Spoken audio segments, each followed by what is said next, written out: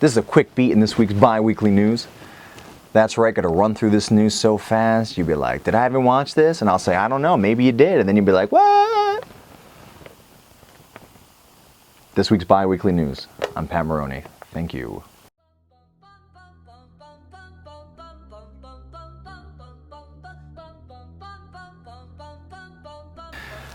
Unfortunately, terrorism was once again in the news this week as Egypt Flight 804 crashed mysteriously.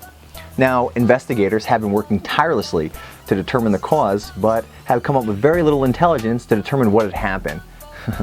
This didn't stop Donald Trump, though. No. In a call to action to his followers, he said that he was certain it was terrorism.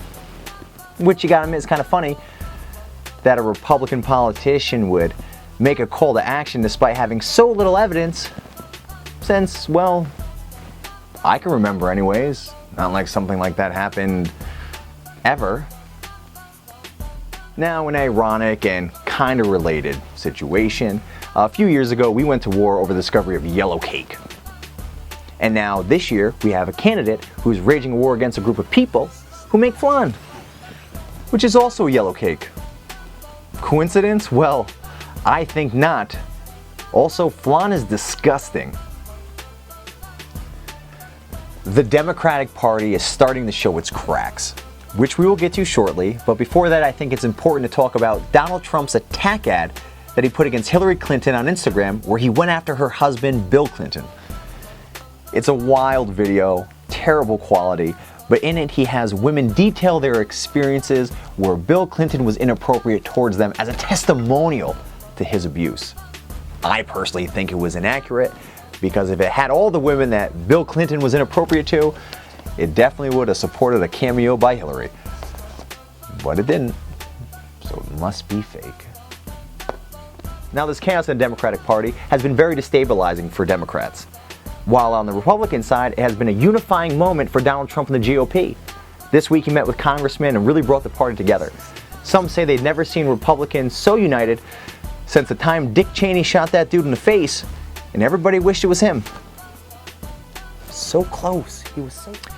Hillary Clinton was in the news this week when Donald Trump, at a rally with his supporters, said that if she were elected president, she would immediately abolish the Second Amendment and also set criminals free. Yeah, on the bright side though, when she does do it, hey, at least they won't be armed, huh?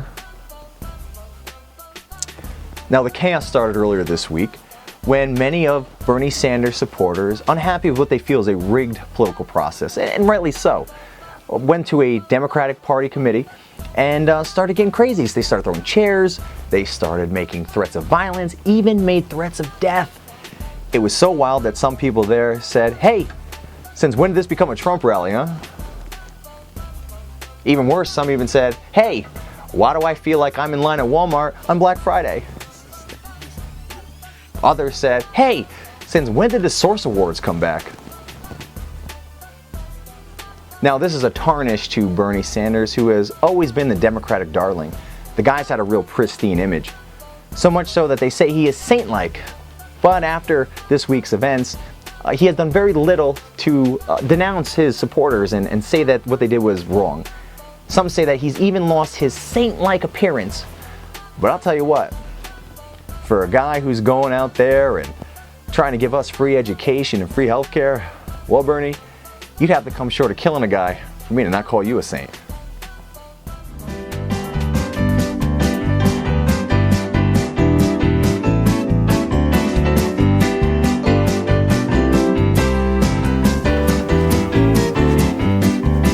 If you're wondering about other ex-presidential candidates like John Kasich, Marco Rubio, Ted Cruz, well, me too.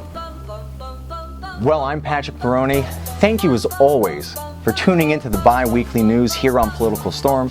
You can catch me every week, and that's all I got.